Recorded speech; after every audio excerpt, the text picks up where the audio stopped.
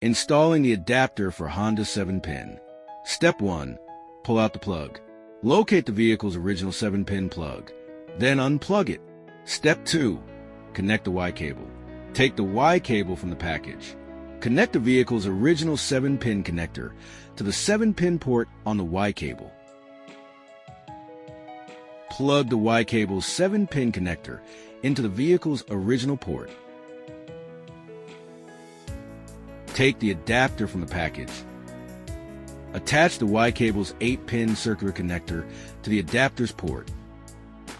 Step 3. Connect the adapter to the dash cam. Remove the 3M tape backing on the adapter and mount the adapter to the windshield.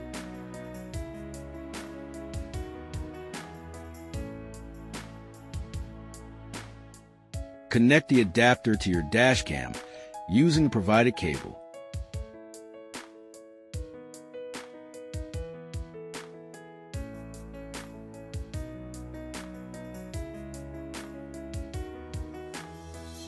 Finally, your adapter and dash cam are now ready for use.